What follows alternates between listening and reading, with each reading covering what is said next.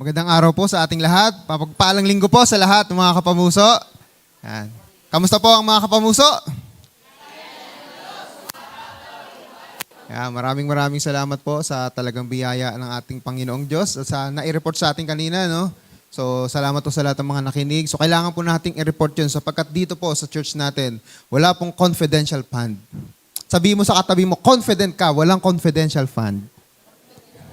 Yan. Ibig sabihin po, lahat po ng ibinibigay nating kaloob para sa Panginoon, yan po ay nagagastos po natin para po sa ating gawain, para sa ating iglesia. Dito po, wala pong ghost project. Spirit-led project. Ayan. Kaya pa po yun, ano? Spirit-led project. Kasi pinapanalangin po natin yan. Ang dami po natin dapat gawin eh. Sa totoo lang, pag nag-uusap kami, dapat gawin. Siyempre, sabi nga ni Ma'am Arlene kanina, we need to pray to lead us. Kahit po yung ganyan simpleng pagpapagawa ng mga pag-i-improve sa ating church, yan po ay ating pinapanalangin, yan po ay ating pinag-iisipan. At syempre po, bakit po? Because we believe that this is the Lord's house. Yan po yung ating series. Testingin natin muna. Ito po, no? This is the Lord's house. Ito po ang ating series sa itong buwan na ito. And last week po, review lang tayo. Better is one day in God's house. Yan po yung ating naging topic kung naalala nyo sa Psalms chapter 84. Ito yung unang-una. Basahin natin sa number. Pinakamainam ang lumagi sa bahay ng Diyos dahil number 1, yan, dahil mahal mo si Lord. Kaya ka nagpupunta dito. Yan. Ayun mga katabi nyo, tingnan nyo. Yung mga nagmamahal kay Lord. Yan, di ba? Kaya andi dito yan. Number 2, bakit pinakamainam lumagi sa bahay ng Panginoon? Yes, nalinaw na natin yan last Sunday. Yes, si Lord kasama natin sa lahat ng lugar. Pero itong lugar na ito ay itinalaga para yung presensya ng Panginoon ay mas lalo nating maranasan. At syempre, number 3, dahil yan, sa ating pagdalo sa panambahan dito sa iglesyang ito, tayo ay nagkakaroon ng lakas. 'Di ba? Pag may mga panahon na tayo ay nanghihina, pinanghihinaan ng loob, siyempre sa presensya ng Panginoon tayo lumalakas. And lastly, 1, 2, 3, go. Yan, kung may mga panalangin kayo, tayo ay dumadako sa iglesia. At again, we invite you, use the prayer cubicle. Meron po tayo dyan, 2, sa loob. Experience the warm presence of the Lord. And talagang literal na warm. Pero okay naman na Pero masaya, no? Masaya magpunta diyan. Na-appreciate ko yung mga nakikita kong naglilista ng ng mga nananalangin diyan. And I pray, no, mas marami pa tayong madagdagan yung mga pangalan na nananalangin diyan. Para talagang literal and spiritually yung warm presence of the Lord. At ngayon tayo ay magpatuloy. Tingnan muna natin, So, nais ko lang ipakita sa inyo tong mga larawan na ito. Ito po ay sa Thailand. Kung kayo po ay bibigyan ng pagkakataon na makapili ng disenyo sa bahay, gugustuhin niyo po ba yan yung bahay niyo? Yan. Yan po ay sa Thailand. Ang tawag diyan, black house. 'Di ba? Gusto kasi ngayon, 'di ba, yung mga yung parang brown, yung parang yung mga aesthetic, yung may mga guhit-guhit. Ano ba tawag doon? Tapos yun ang common sa mga subdivision. Tapos yung mga salamin, ganyan yung mga pader, yung bintana. Pero kung kayo bibigyan ng pagkakataon na pumili ng disenyo ng bahay nyo, gusto nyo ba yung ganyan, kulay itim? Pangit, Pero ewan ko, di ko alam kung anong trip nung may-ari niyan. Tapos meron naman, actually wala, may, bahay nyo may cactus. Tapos meron naman ganito, ayan, house between 2 rocks. Pero magastos yan. Grabe yung bulldozer kailangan mo dyan. Naalala ko yung bahay ni Ate Beth doon sa Monte Vista. Sabi niya, binili namin lupa, hindi bato. Kasi naglalagay ng pundasyon. Hindi maitanim yung hindi mailagay yung pundasyon, puro bato. Yan. Tapos, and then, lastly, ito po, emoji house. Gusto mo yung ganyan sa Belgium. Marami pa po, hindi na natin kinuha yung iba. Maaari sa unang tingin sabihin natin, ang pangit naman ng bahay mo. Di ba parang yung sa kotse? Sino ba dito gustong magkaroon ng yung kay Elon Musk? Yung mukhang truck? Yung Tesla super truck, cyber truck. Ayun, di ba? Marami napapangitan eh. Pero yung sabi nila, yung pangit na yun, 18 million yun. Pero yun nga, wala tayong magagawa kung yun gusto nilang bilhin. Wala tayong magagawa kung yun ang gusto nilang disenyo ng bahay. Bakit? Kasi unang-una karapatan nila yon. Pera nila yon. At meron pong story sa Bible kung saan ang karapatan po ni Jesus Christ ay kinwestiyon. Dahil ano yung karapatan mo para gawin iyan? Ano kaya yun? Ito po yung hindi ito katulad sa Senado. Siguro na meron siguro kaguluhan, pero dito si Jesus Christ, nagalit siya at tinanong kung bakit niya ginawa yon. Sabi pa nga dito sa John chapter 2 verse 17, dahil dito ay tinanong siya ng mga pinuno ng anong himala ang maipapakita mo upang patunayang may karapatan kang Yan, thank you.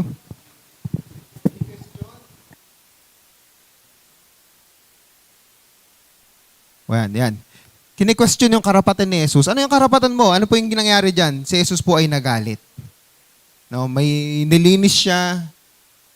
Ano mang yung mga dapat tanggalin dun sa templo nila, tinanggal niya.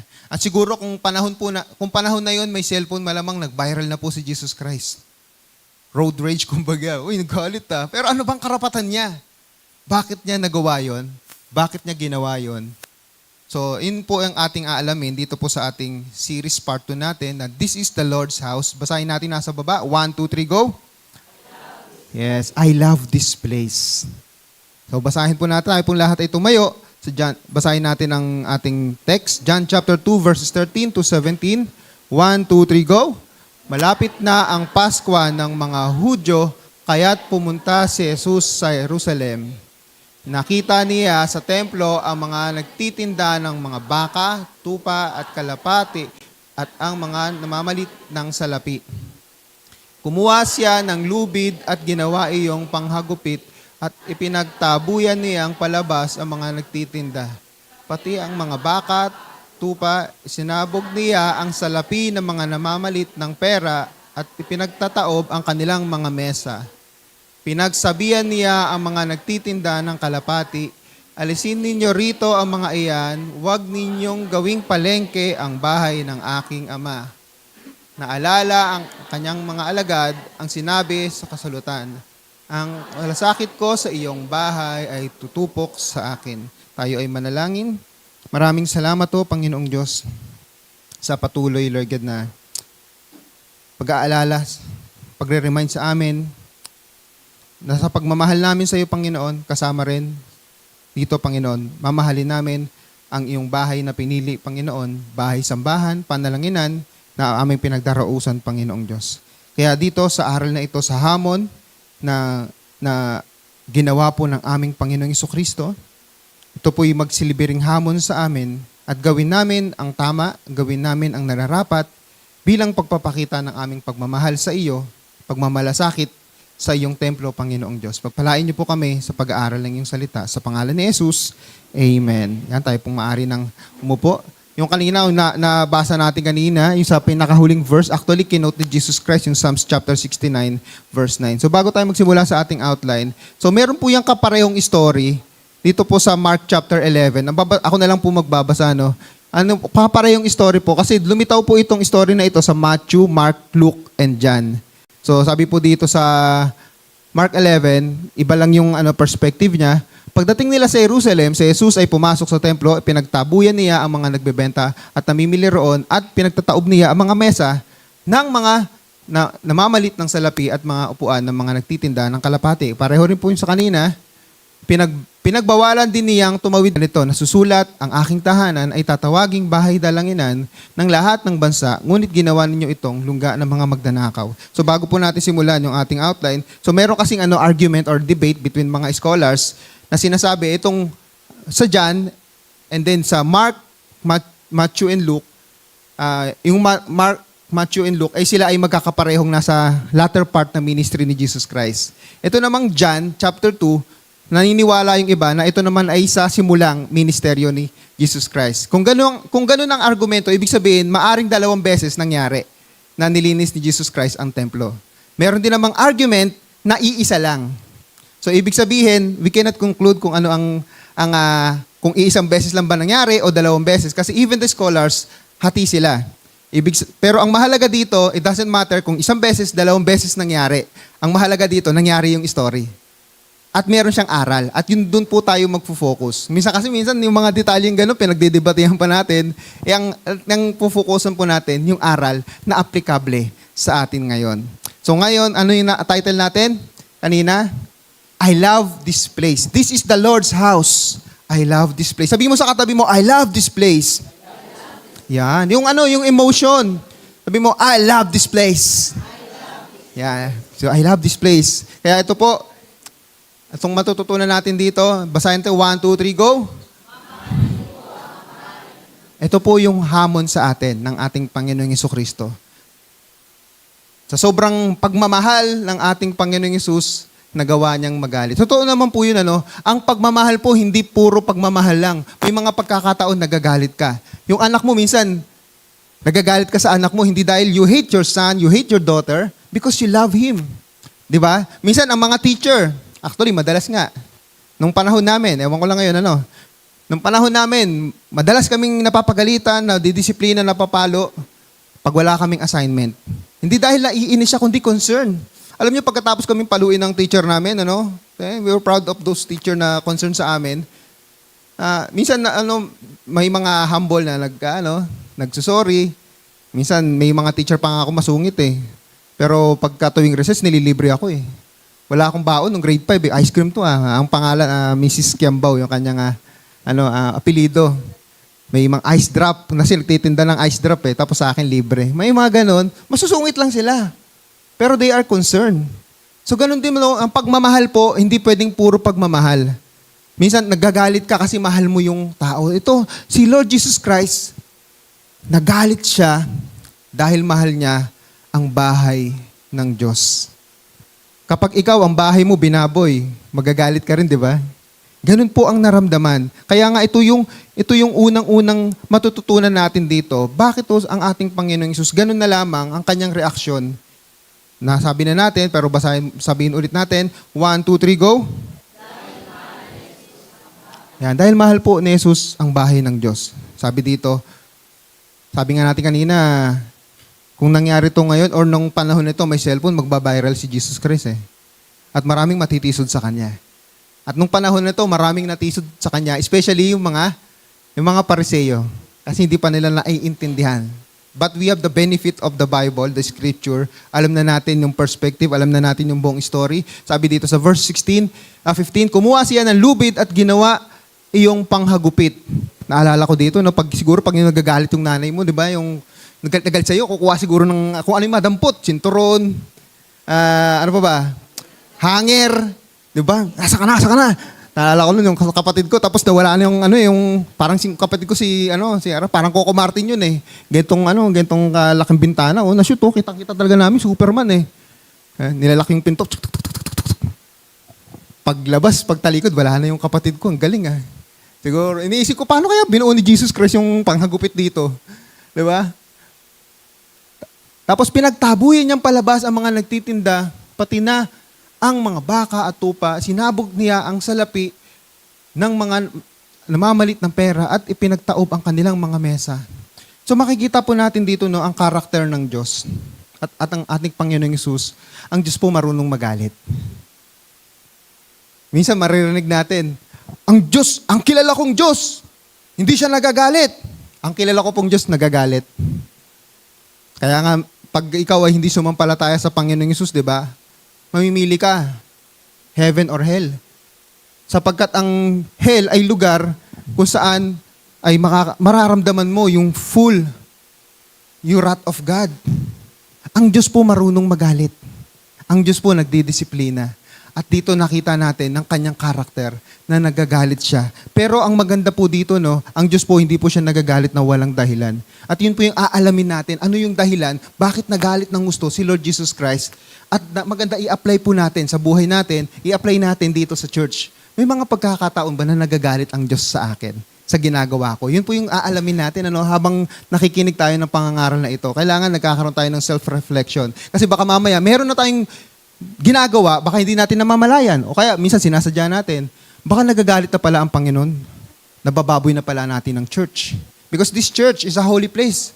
Kahit nung unang panahon pa po na ito po'y mundi mukhang church, still a holy place. Itinalaga para sa panalangin. Wala po sa itsura yan. Kagaya ng binanggit natin nung last week, may mga church na walang bubong. May mga church nasa puno, yung physical, yung iba nga puno may mga classmate ako sa ilalim na ng puno. But it doesn't matter. Yan po itinalaga nila para magsama-sama sila para sumamba sa Panginoon. So, tignan pa natin. Dahil mahal po ni Jesus ang bahay ng Diyos, ano po yung nangyari? Ito po yung sa templo, no? Forward natin. Ay, pumorad. Nagalit na yata. Isa pa. Yan. Pinagsabihan niya ang mga nagtitinda ng kalapati. Alisin ninyo rito ang mga ayan. Huwag ninyong gawing palengke ang bahay ng aking ama. Mamaya ko na po ipapaliwanag, So, bakit po merong mga ganito? Siguro, I think sana outline number 3, yung context nito. So, definitely meron pong nagtitinda dyan kasi nga, kailangan nila mag-offer nung unang panahon. Kailangan merong hayop na i-offer. This is part of their ceremony of worship na hindi na po natin i-apply ngayon. Titignan lang po natin yung prinsipyo. Hindi ho masama magtinda. Sa totoo lang. But dito po nagkakatalo yung motibo. Meron po kasing masamang motibo na ipapass forward ko na po dahil papaliwanag naman natin yon sa point number 3. So lahat ng reaksyon na ito ng ating Panginoong Hesus ay nag-uugat po dahil po sa kanyang pagmamahal. Sabi po dito sa verse 17, basahin natin 1, 2, 3, go. Ikaw magagalit ka kasi pagmamayari mo. Pero kung hindi mo pagmamayari, okay lang, sige. Yung bahay ng kapitbahay ko, lagyan nyo, okay lang yan. Takpan nyo yan. Pagmamayari mo, tas nilagyan ng ganyan, na hindi naman dapat, ang ganda-ganda ng ang ganda-ganda ng pader mo, di ba? Yung mga details. Tapos nilagyan lang ng kandidato, dinikitan pa. Magagalit ka talaga. At ito po yung sinasabi natin. Si Jesus may karapatan siya magalit sa mga bagay na hindi dapat na ginagawa sa templo ng Diyos, pero ginagawa. At bilang may-ari ng templo ng Diyos, magagalit talaga si Jesus. Diba tinanong kanina, anong karapatan mo? Ano sagot ni Jesus Christ? Gibain ninyo ang templong ito at sa loob ng 3 araw ay muli kong itong itatayo. Ano po yung ibig sabihin to? Short lang, answer. Ang tinutukoy po ni Jesus dito, yung kanyang katawan. Na mabubuhay siya after 3 days. Pinapakita po dito na siya talaga ay anak ng Diyos. Na siya ay may kapangyarihan dito sa otoridad sa bahay ng Diyos, sa templo ng Diyos para gawin iyon. Kaya po, application number 2. Application number 2. 1, 2, 3, go. Yan, ituring po nating pag-aari po ni Jesus ito. Kaya nga makikita natin, di ba, dito, Jesus, sovereign overcoming shepherd. At dito rin sa taas, si Jesus po ang nagmamayari nito. Hindi po ang pastor, hindi po mga elder, hindi man po sino man sa amin. Si Jesus po ang nagmamayari nito. Tayo po yung mga katiwala lamang. Baka may mamiloso po, nasan ba si Jesus? Kami po yung mga instrumento lamang. Kaya nga hindi lamang po pastor ang nagdedesisyon. Meron tayong tinatawag na church council. Diba? Noong unang panahon po, yung mga democratic church naman, kasama actually lahat ng congregation. Pero mahirap pong gawin nyo ngayon sa context natin. So meron po tayong tinatawag na church council. Sapagkat ito po'y pag-aari ng ating Panginoong Diyos. At ang magandang bagay po dito, dahil ito po yung pag-aari po ng ating Panginoong Hesus, hindi niya pababayaan ang kanyang sariling pag-aari. Di ba tayo rin, di ba? Hindi natin, di ba, may sasakyan ka, papagawa mo yan. Pag nasira, sira aircon yan. Bukod sa ikaw, mawawalan ka ng comfort, papaayos mo yan. Sira bubong nyo, papaayos nyo yan. At dito po, sa kasaysayan po ng ating church, bagamat kinakapos tayo financially maraming beses, hindi po tayo pinabayaan ng Diyos. At para po patunayan po itong mga bagay na ito, tayo po hinihiling natin si Ate El San Martin, po Ate Aline. Palakpakan po natin, pa. For the short testimony.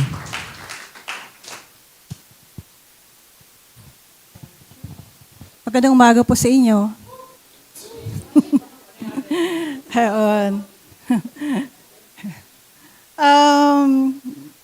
Bago man tayo nagkaroon ng bagong church building, itong nakatayo na itong ating bagong building, ay maraming pinagdaanan yung ating lumang church building. So siguro matanong natin na, ano ba yung history dati? Ano yung, kailan ito nag-start? Bakit kailangan gumawa ng mga plano? Bakit kailangan magtayo ng bago? Bakit kailangan taasan? Po. Ang pinakadahilan sa ay yung pagbaha dito. ito po ay nag-start nung pang 2012. Diba? Sobrang tagal na yun. Kapag po bumabaha dito, yung lagpas, hindi ko alam kung lagpas tao po ba, Ate Del? Or hanggang libre ba? Kailangan namin magbangka, simula dun sa gitna pa yata eh. Hanggang dito para lang maka-attend ng service. Kaya salamat sa ating mga magigiting ng mga bangkero dito. Yun po yun. Pero may talagang pagkakataon na hindi na kaya eh. Kaya kailangan po magkaroon ng temporary worship service sa HDX o kaya po sa Holy Deliverance sa May Doña Aurora. Doon po. Then, kahit na meron tayo doon temporary worship service, tuloy-tuloy pa rin naman ang mga gawain dito tuwing hapon. Hindi po nawawala yan. At during po doon sa time na yun, sa 2012, nakapag-service sila Pastor Joe sa San Martin. Meron siya nakitang lote, lot 8, di ba? Number 8. Kaya tuwang-tuwa si Pastor Joe. Tapos sabi yan, laki ng lote, lawak yun. So magkakaroon tayo ng prayer walk o kaya kanyang-kanyang spot o lugar para pag-pray yung lote na yon. Yun po yung sabi sa amin. Kaya po yung nangyari na yon, during sa pong 2012 na yon, ay pumunta kami doon. Pero sabi niya sa akin, gawa ka ng plano. Sabi sa akin, sabi ko naman, meron ba tayo dyan cut mo lang, pwede mahinging temporary na yung TCT mo lang, Pastor, para mas madaling gawa ng plano. Wala eh. Yun sabi sa akin, sige, gawa tayo ng paraan, Pastor, para tayo. Para magkaroon tayo initial plans doon. So yun po yun. So siguro mga after 1 week, pinakita ko kay Pastor Joe yung plano, sabi niya sa akin, ayos. Okay na okay ito. Swak, kasi nga naman laki ng lote eh. Ang malawak siya, lahat magkakasya yon. Tapos tanong niya sa akin, magkano kaya aabutin ito? Sabi ko kay Pastor, millions? Magkano sa millions? Pwede pumalo ng 10 millions, Pastor? Ayun, sabi niya, wala. So, paano aabutin kaya yung gano'n na millions na yon, 10 millions? Paano na yon? Siguro hindi pa naman ganun kamahal ang mga construction materials. Medyo okay pang abutin. Pero sa atin, paano natin aabutin yung ganun kamahal na yon? Siyempre sa idea ko naman, gagawa na nga tayo ng bagong church building, di ganda na natin. Hindi lang merong tayong hanggang second floor, hanggang fourth story tayo with roof deck. Yun po yun.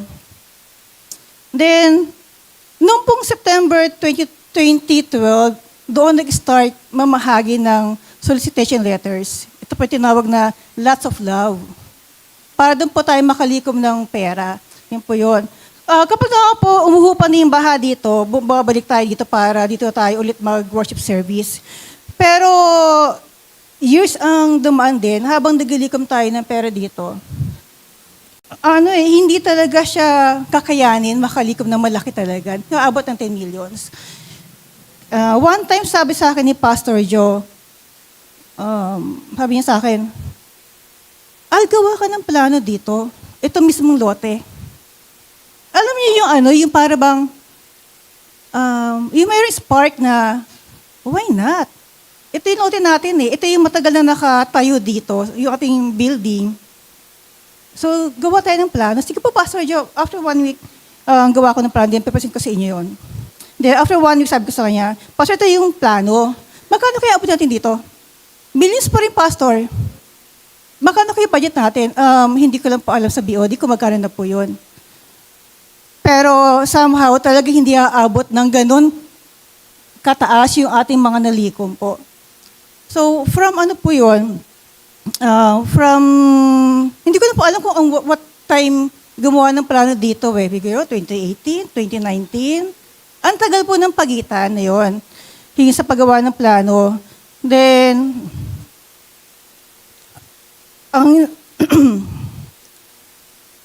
ang nangyari po dito ay nagkaroon kami ng mga meeting sa building committee. Tapos, ang lagi po namin, kahit na mahaba yung meeting namin, ang pinakatumbok namin lagi, budget. Yun po nagiging problema, the budget, yun po siya. Siyempre, di ba, ang hirap kasi na mag-worship service na mukha siyang bahay. Then, nagkakaroon naman ng development ang Rainbow Village, yung pong pinakadaan dyan, tumataas na siya. At kailangan pa natin mag-improve ng ating building. Po. Hanggang sa, hanggang sa kuha na po siya ni Lord, hindi po namin alam paano kaya namin i-continue ang building na to. Kami po yung mga old members, sila Kuya Boy, Kuya Ray, yan. Tapos may mga pumasok ng mga new members, sila Pastor Mel, yun po sila Yused. Hanggang sa start kami na hanggat hindi pa talaga tumataas, pumapalo ng mas mahal ang mga materials, kailangan natin gumawa ng paraan para mapagpatayo ng bagong building. So ito po yun. Biro niyo po, from 2012 to 2024 na nag-start ang construction. So how many years po yun? 12 years? Kung na nagkakamali. Ang tagal po ng pagitan na yun. Bakit sobrang tagal? Anong dahilan na yun? So hindi po natin alam kung bakit ganun katagal eh. Pero alam ko lang po ay hindi naman po lahat nasasayang. Hindi po lahat nasasayang yung plano, hindi naman lahat nasasayang yung effort sa mga meetings namin, hindi lahat nasasayang ang mga ginagawa namin para dito. Lahat po ay meron ng purpose. So bahala si Lord doon. Kaya po salamat kay Lord kasi kahit po matagal ang paggawa ng ating pong bagong building ay ito po, yung ating pong binigay sa ating Lord, nakapagpatayo ng bago. One time po nakapag-usap kami ni Kuya Boy, siguro papatapos na yung construction nitong building eh. Usap kami lang doon sa labas, sabi niya sa akin na ayos?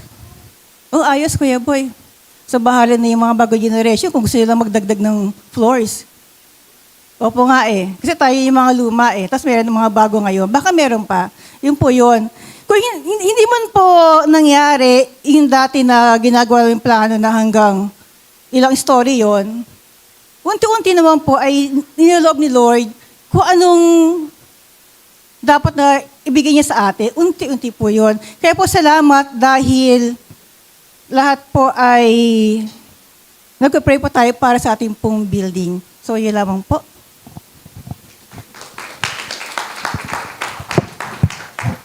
Yan po yung mga maiksing kasaysayan lang na napakahalaga po.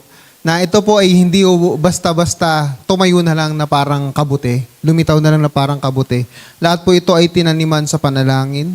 Lahat po ito ay nangyari dahil sa mga pagsubok din na naranasan natin. At doon sa mga pagsubok na yon tayo ay binigyan ng karunungan ng Panginoong Diyos. Bakit po? Kasi dito po papasok yung pangatlong dahilan at ang dahilan din ng ating Panginoong Isus. We love this place. Next na natin. 1, 2, 3, go! Yes. Alam po natin, ano man itsura ng church building, pag yan po ay itinalaga bilang bahay-sambahan at bahay dalanginan, ay kailangan po, ay talagang pagdausan natin bilang bahay pagsamba. Diba? At syempre, kailangan po hindi naman po tayo makukontento. Kasi nga, sa bahay nga natin, nangangarap pa tayo eh. Ay, gusto ko ganito, meron ganito sa bahay ko. Ay, gusto ko naglagay ako ng ganito sa terrace. Gusto ko meron ganyan. At alam po natin sa Bible po, laging sinasabi, ano man yung magawa ng ating kamay, bigay natin ng best natin. Yung mediocrity, dapat tinatanggal yan. Yung pagiging kontento, yun yung sinasabi, pwede na yan. Tayo po hindi na kontento. Kung tayo po yung nakontento, pwede na yan. O, kahit ano yung tsura ng church, wala namang pakialam si Lord. May pakialam tayo sa isa't isa, may pakialam si Lord sa atin eh. Isipin mo nung unang panahon po, bukod po sa walang aircon, napakasiksik, baka nag-worship service tayo, nakaganto eh. Praise the Lord. Saka sikip eh. Ang sikip namin noon, tapos pag may issue sa tech, kawawa yung tech lagi, titignan eh. Ngayon, di na kayo makatingin. Nakatago na sila eh. Nasa na, nag-ahang na naman yung computer, di na kayo makakalingon. Wala na sila, tagot. Diba? Laging ganon. Pero ngayon po, bahay-sambahan po ito. At ganon din po, nung panahon na si Jesus Christ, nung siya po ay naghalit. Ito po talaga yung main reason. Bakit po nagalit ang Panginoong Hesus? Kasi ang templo ng Diyos, ang bahay ng Diyos ay bahay-sambahan, bahay dalanginan, pero iba po yung ginagawa ng mga tao. So tingnan natin dito. Sabi dito sa verse 14, nakita niya sa templo ang mga nagtitinda ng mga baka, tupa at kalapati at mga namamalit ng salapi. Wala ho saan ang problema dyan eh. Wala ho talagang problema. Ano po ba itong mga to? Baka, tupa at kalapati. Yan po ay mga object of worship. What I mean, mga kinakailangan mo offering sa Panginoong Diyos. Dahil nasa ano pa po ito, they are still practicing Old Testament practices, laws, nung panahon na ito. At pagpupunta sila sa templo, kailangan nilang mag-offer. Baka, tupa, kalapati. Maraming klase yan. Yung guilt offering, sin offering, or yung offering mo lang para sa Panginoong Diyos. Actually, pito lahat yan. Hindi na natin didiscuss. Pero ang punto po dito, when you come to God, kailangan meron kang offering. And that's the principle na ina-apply pa rin natin. Hindi na tayo magdadala ng baka. Just imagine yung baka, nung magdadala ka ditong baka.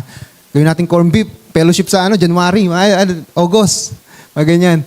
Pero ito po yung mga kailangan ng hayop na i-offer, papatayin nila. Kasi Old Testament practices pa rin nung panahon na ito.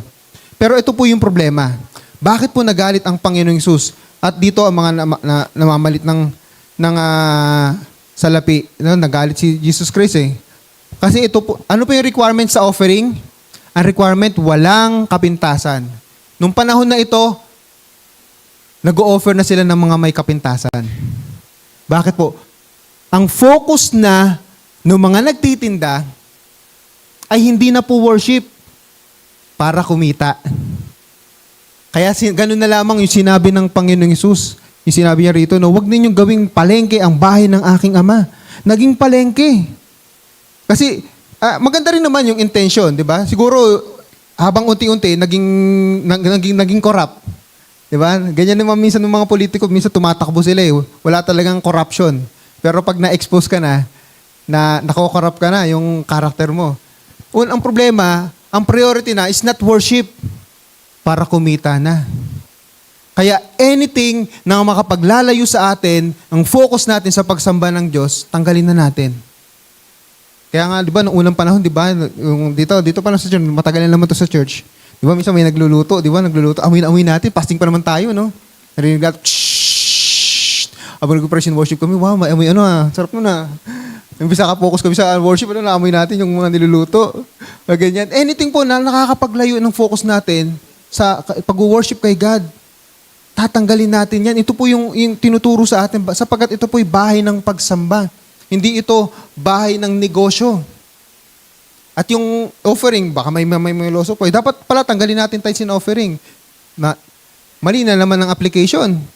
At alam natin, hindi tayo mangyayari yung mga ganito, aircon, lahat ng mga kailangan natin sa ministry, yung mga tulong na ibinibigay natin sa mga individual. And biblically, kailangan yung ating mag-offer something to God. Ang worship po, we cannot worship God without anything, without any offering. Actually, yun po yung rule of worship eh. Kaya nga sinabi ni David, di ba? Hindi ako pwedeng mag-alay sa Panginoong Diyos na wala akong ibibigay. Meron talaga tayong ibibigay. At dito po, again, ang punto po rito, nagalit ang Panginoong Hesus, naging business-minded ang mga tao. Hindi na nasunod yung mga rules of worship, yung mga kailangan sa worship, kailangan walang kapintasan.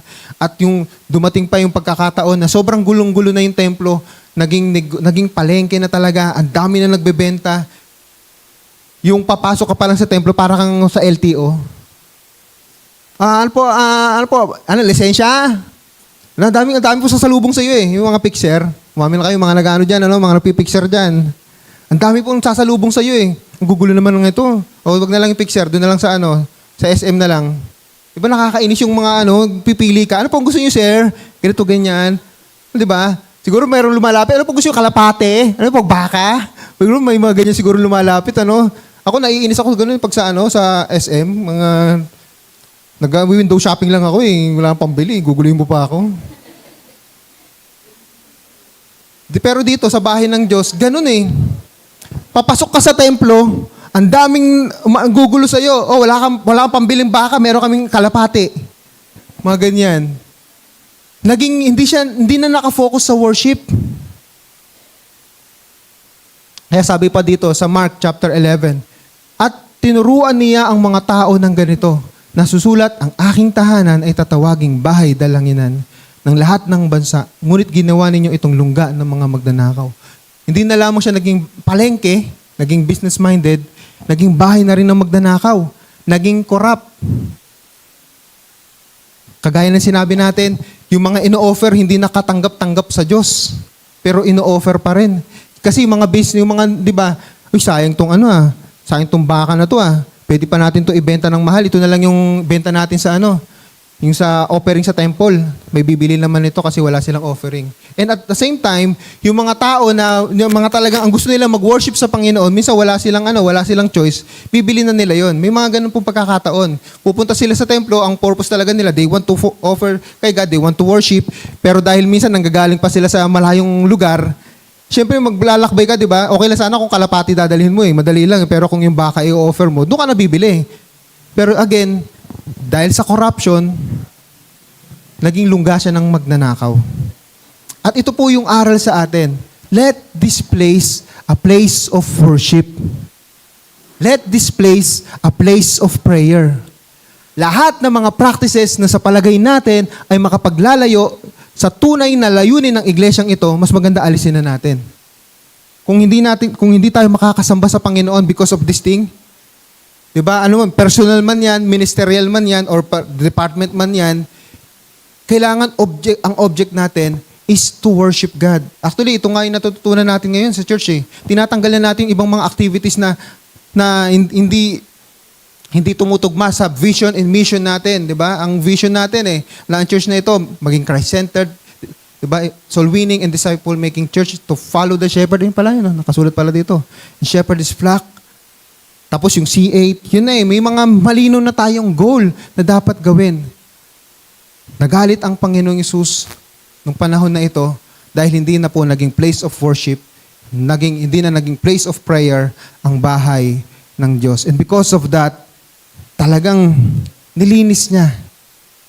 Kaya mga kapamuso, tayo pupunta sa lugar na ito na yun po ang ating layunin. At ito po yung nararamdaman natin sa ating bansa, di ba? Halimbawa po, ito po yung sa House of Representatives o yung Kongreso.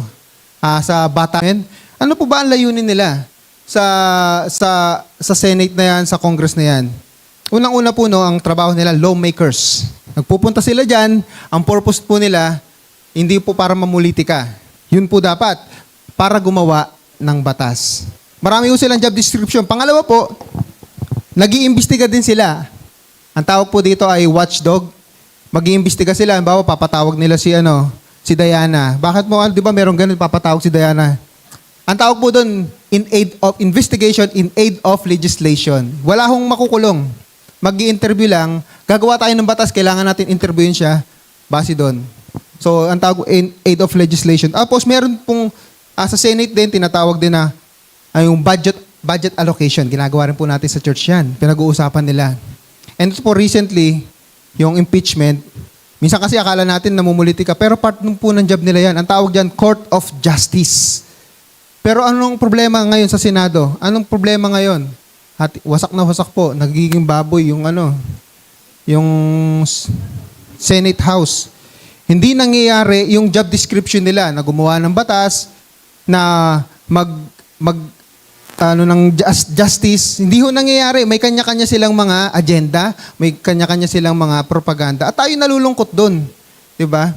Kasi yun ang trabaho nila sa Senado at Kongreso. Pero pagdating dito, i-connect natin sa church.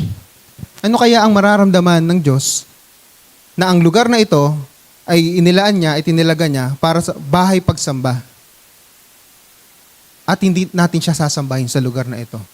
Itinalaga niya ito, ang lugar ito, para manalangin, pero hindi tayo mananalangin. Sana po, kung ikaw ay dumadalo sa church na ito, dumadalo ka hindi dahil may crush ka. Meron ba dyan? Kundi dahil you love God. Bonus na lang yon, diba? Okay, application number 2. 1, 2, 3, go. Gawing lugar ng pagsamba at panalangin ang bahay ng Panginoon. And tayo pong lahat ay tumayo at basahin po natin ang conclusion. I invite the band and the singers to come up on the stage. Basahin po natin. 1, 2, 3, go. Ang bahay ng Diyos ay mahal ni Jesus dahil pag-aari niya ito. Kaya dapat din natin itong mahalin sa pamamagitan ng pagmamalasakit, pagdalo sa pagsamba at pananalangin sa Diyos sa lugar na ito. At muli, ideklara po natin sa bahay ng Panginoon, sa awitin po natin, ang sa banal na templo. That's the key. Banal na templo. Ang bahay po ng Diyos ay banal. Bagamat po tayo ay mga makasalanan, tayo po ay hindi perpekto, pero ang Diyos po natin ay perpekto. Tayo po'y binanal ng Panginoong Diyos.